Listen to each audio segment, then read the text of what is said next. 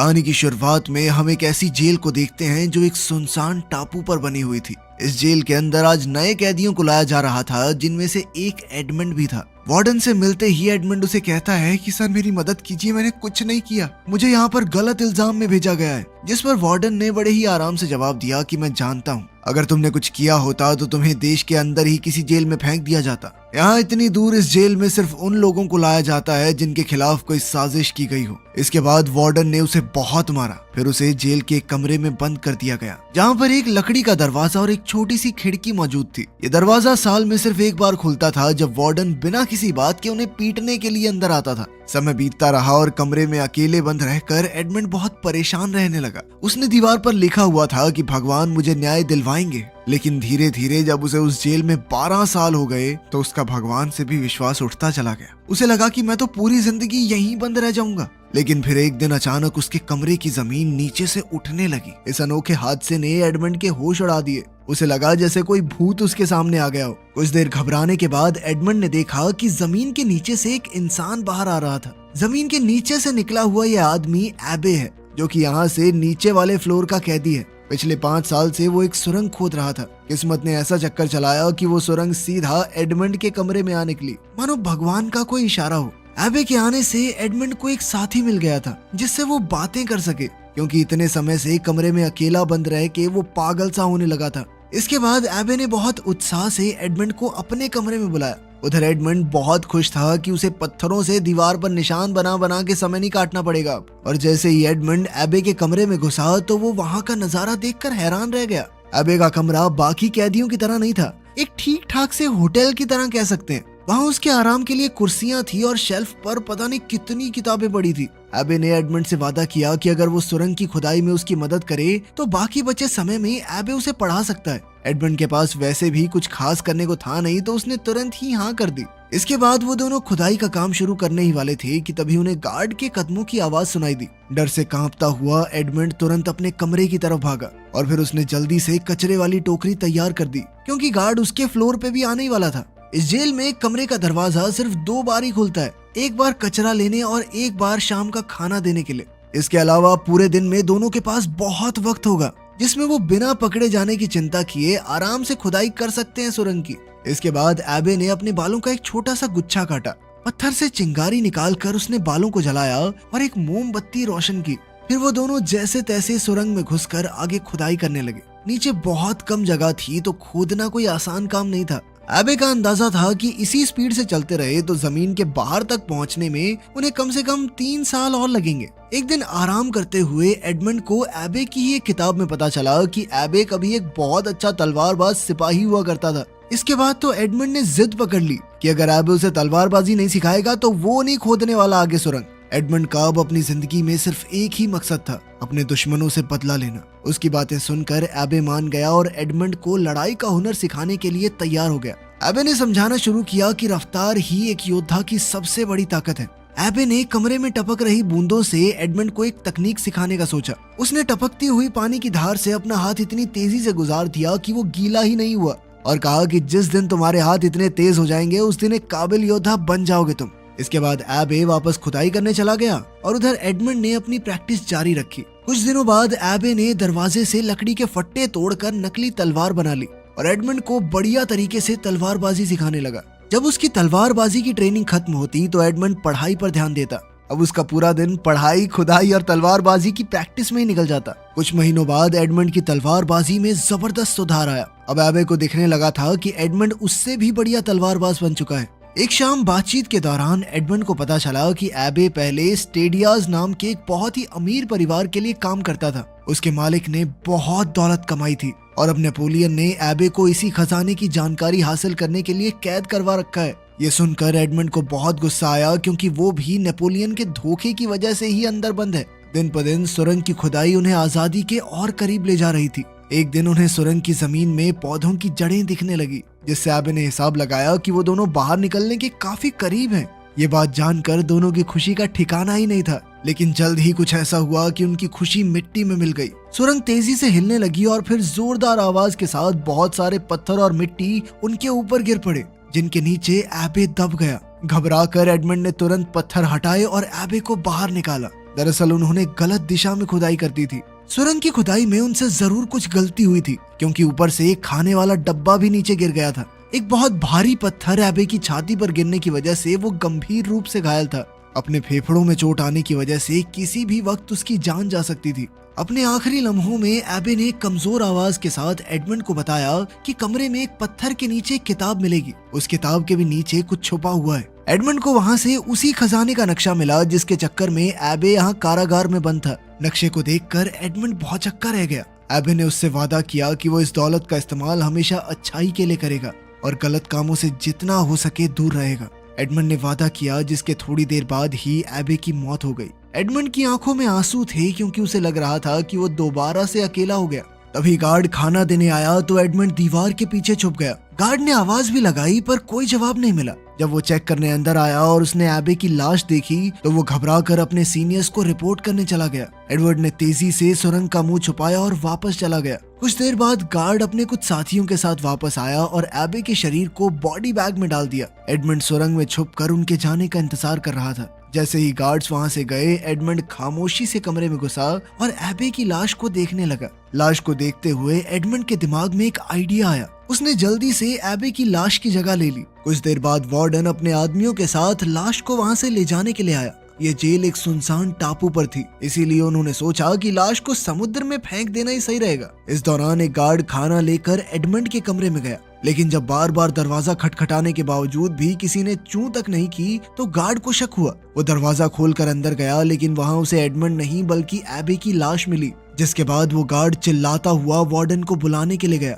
Warden जल्दी से ये काम निपटाना चाहता था और उस दिन तूफानी हवाएं चल रही थी। समुद्र की लहरें पत्थरों से टकरा रही थी, तो कुछ भी सुनना बहुत मुश्किल था। वार्डन गार्ड की बातों को सुनने की कोशिश कर रहा था, लेकिन इसी बीच एडमंड ने झटके से वार्डन की चाबियां चुरा ली। लेकिन इस झटके की वजह से वार्डन भी एडमंड के साथ सीधा समुद्र में जा गिरा। समुद्र में गिरते ही एडमंड ने चाबियों की मदद से जल्द खुद को बरी किया और जैसे ही वो तैरकर ऊपर आया तो उसने पीछे मुड़कर वार्डन को देखा। सालों का गुस्सा उसके अंदर भरा पड़ा था और उसने बेरहमी से वार्डन को पानी में डुबोकर मार डाला। इसके बाद वो बिना पीछे देखे समुद्र में दूर तक तैरता रहा। अगली सुबह जब एडमंड की आंख खुली तो वो एक आइलैंड पर था। न जाने कैसे वो यहाँ तक जिंदा पहुँच गया। उसे खुद भी समझ नहीं आ रहा था कि वो यहाँ तक जिंदा कैसे पहुँचा, लेकिन अभी भी वो आजाद नहीं हुआ था। समुद्री डाकुओं का एक झुंड बैठकर आराम से उसे देख रहा था। अब एडमंड को लगा था कि वो मारा जाएगा, लेकिन लुटेरों के सरदार लुइजी ने उसे एक मौका दिया। उसने कहा कि वो एडमंड को जिंदा छोड़ देगा, बस एक शर्त पर।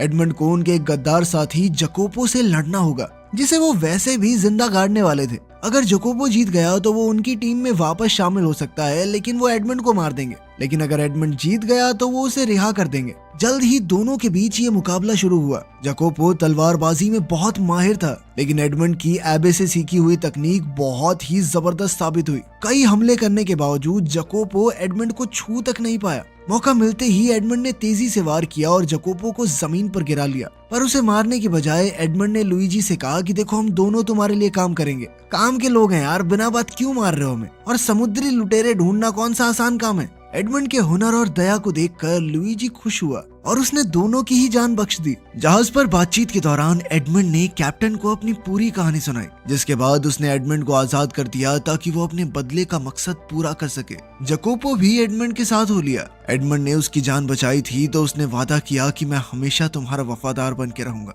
एडमंड ने जकोपो से एक नाव का बंदोबस्त करने को कहा, जब तक कि वो अपने कुछ पर्सनल काम निपटा ले। देर रात एडमंड चुपके से अपने पुराने मालिक के घर गया, लेकिन सब कुछ बदल चुका था। बूढ़े मालिक ने उसे पहचाना तक नहीं। उसे पता चला कि उसके जेल जाने के गम में डूबकर उसके पिता की भी मौत हो गई। इसी खबर से एडमंड को गहरा सदमा लगा और सबसे बड़ी चोट तो उसे तब लगी जब एडमंड ने जाना कि उसके पुराने दोस्त मोंटेगो ने ही उसे फंसाया था और फिर मोंटेगो ने उसी की मंगेतर मर्सिडीज से शादी भी कर ली। अगली सुबह एडमंड और जकोपो पूरी हिम्मत से नाव पर सवार होकर उस दिशा में निकल गए जहां नक्शे में खजाने का निशान बना हुआ था। उन्होंने उस टापू का चप्पा चप्पा छान मारा पर खजाना नहीं मिला। लेकिन फिर एडमंड को ख्याल आया कि शायद पानी के नीचे कुछ हो। उसने मैप में बताई हुई जगह के पास एक अंडरग्राउंड तालाब में डुबकी लगाई। वहां से कई सारी पुरानी संदूक मिली। जैसे ही उसने एक संदूक खोली तो चमचमाता हुआ सोना दिखाई दिया। जकोपो खुशी से झूम उठा और उसने जितना हो सके उतना सोना नाव में भर लिया।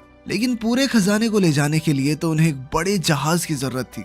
लेकिन एडमंड के अंदर खुशी से ज्यादा अभी भी बदले की आग थी। उसने फैसला किया कि ये दौलत बस एक ही काम आएगी, उसके बदले का रास्ता बनाने के। सबसे पहले एडमंड ने एक बड़ा आलीशान घर खरीदा और अपने आप को फ्रांस के एक नए रईस के रूप में सबके सामने पेश किया। साथ ही उसने अपने आसपास के बाकी रईस लोगों को भी अपने शानदार घर में एक पार्टी के लिए बुलाया। जल्द ही उसकी दावतों और शहनशाही अंदाज ने सबके बीच उसे मशहूर कर दिया। रईस लोग अब एडमंड में दिलचस्पी लेने लगे, लेकिन असल में एडमंड ये सब अपने धोखेबाज दोस्त मोंटेगो का ध्यान खींचने के लिए कर रहा था, लेकिन वो तो बिना उससे बात किए निकल गया। एडमंड की पुरानी मंगेतर मर्सिडीज ने मोंटेगो से शादी तो कर ली थी, पर उसे कभी खुशियां नहीं मिल सकी। जुए, शराब और शबाब में सारा पैसा उड़ा देने के बाद अब मोंटेगो बैंक से लिया हुआ पैसा चुकाने की हालत में नहीं था। ऊपर से एडमंड ने कुछ ऐसी चालें चली कि मोंटेगो को कहीं और से भी पैसों का जुगाड़ करना मुश्किल हो जाए। जकोपो ने एडमंड को खबर दी कि मोंटेगो का एक बेटा भी है, एल्बर्ट, जिसके बाद एडमंड ने एक सुंदर औरत और अपने लुटेरे दोस्तों के साथ मिलकर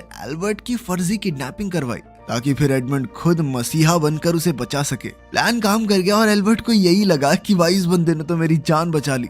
उसका शुक्रिया अदा करते हुए एल्बर्ट ने एडमंड से गुजारिश की कि कुछ दिन बाद मेरा जन्मदिन है, आप उस पार्टी में जरूर आना। एडमंड ने कुछ नखरे दिखाए पर फिर आखिर में मान गया। उसी पार्टी में एल्बर्ट ने अपने पिता मोंटेगो को एडमंड से मिलवाया। वो दोनों 13 साल बाद एक दूसरे के आमने सामने थे। एडमंड का हुलिया अब इतना बदल गया था कि मोंटेगो ने उसे पहचाना नहीं, लेकिन मर्सिडीज ने जैसे ही एडमंड को देखा उसे एक अजीब सा एहसास हुआ, पर वो समझ नहीं पाई कि ये है कौन। लेकिन कुछ देर बाद जब एडमंड एक खास तरीके से अपने बालों को घुमा रहा था तो मर्सिडीज तुरंत पहचान गई, क्योंकि ये एडमंड की पुरानी आदत थी। एडमंड ये जानता था कि मोंटेगो को पैसों की सख्त जरूरत है और इसीलिए वो उसके आगे बढ़ा चढ़ा कर बोलने लगा कि भाई मुझे तो एक खास जगह से सोना मिल गया बहुत सारा, और कल ही जहाज में 100 किलो सोना आएगा यहाँ पे मेरा, और विल्फोर्ड साहब सब कुछ आपको क्लियर करवाना पुलिस से। विल्फोर्ड एक करप्ट मजिस्ट्रेट था जिसका इस इलाके की पुलिस पर पूरा काबू था। एडमंड की बातें सुनने के बाद विल्फोर्ड ने मोंटेगो के साथ मिलकर एक प्लान बनाया जिसमें वो एडमंड का खजाना यहाँ आने से पहले ही लूट लेंगे और फिर सारा सोना उनका।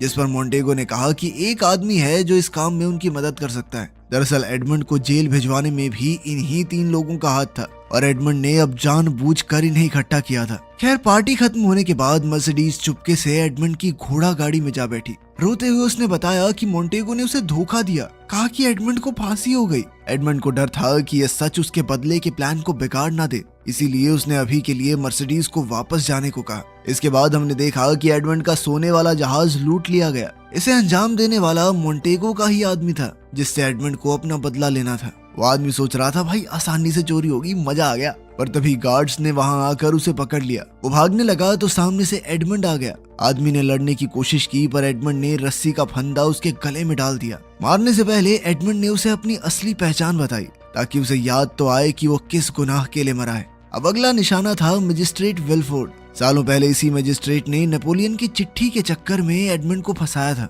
मजिस्ट्रेट का बाप खुद नेपोलियन का सपोर्टर था, लेकिन पावर हासिल करने के चक्कर में मजिस्ट्रेट ने अपने ही पिता को मरवा दिया और इल्जाम एडमंड पर लगवाकर उसे जेल भिजवा दिया। लेकिन अब एडमंड ने बातों बातों में बड़ी चालाकी से मजिस्ट्रेट से ये पूरी बात बुलवा ली। विल्फोर्ड ने भी सब बोल दिया, क्योंकि वैसे भी एडमंड ये सब साबित नहीं कर सकता। लेकिन कमरे में पुलिस पहले से मौजूद थी, जिन्होंने विल्फोर्ड की पूरी बात सुन ली और उसे पकड़ कर ले गई। उधर कंगाल हो चुका मोंटेगो भागने की तैयारी कर रहा था, लेकिन मर्सिडीज ने उसके साथ चलने से साफ इनकार कर दिया। साथ ही उसने बताया कि एल्बर्ट उसका बेटा असल में एडमंड और मर्सिडीज का बेटा है। एडमंड के अरेस्ट के वक्त वो प्रेग्नेंट थी और इसी मजबूरी में उसने मोंटेगो से शादी कर ली। मोंटेगो गुस्से में चिल्लाया, पर उसके पास कोई दूसरा रास्ता नहीं था। वो एक पुराने किले में गया जहां उन्होंने चोरी का सारा खजाना छुपाया था, लेकिन संदूकें खोलने पर उनके अंदर से सिर्फ रेत ही निकला। आखिरी संदूक में सिर्फ एक छोटा सा चेस पीस निकला, जो कि एडमंड को मोंटेगो ने ही दिया था। उसी वक्त एडमंड वहां आया और मोंटेगो समझ चुका था कि वो कौन है। गुस्से से पगलाए मोंटेगो ने तलवार से एडमंड पर हमला किया,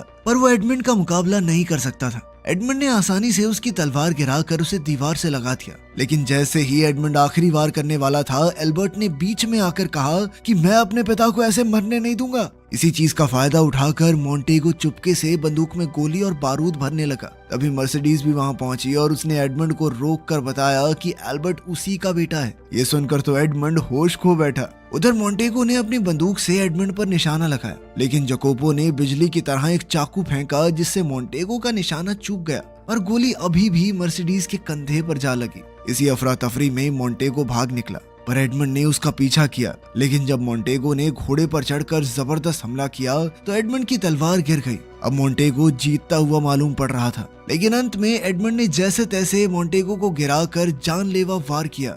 मोंटेगो की मौके पर ही मौत हो गई। अपनी बदले की आग ठंडी होने के बाद एडमंड अपनी पत्नी मर्सिडीज और बेटे एल्बर्ट को लेकर उस जेल में गया जहां उसने 13 साल गुजारे थे। वहां उसे अपने गुरु एबे की याद आई। उसने एबे के बारे में सोचते हुए उसके पैरों में सर झुकाया और फिर ये पूरा इलाका खुद खरीद लिया ताकि किसी को भी वो सब न सहना पड़े जो उसने सहा है। वीडियो पसंद आई तो लाइक कर देना, चैनल को सब्सक्राइब कर लेना। मिलते हैं अगली वीडियो में।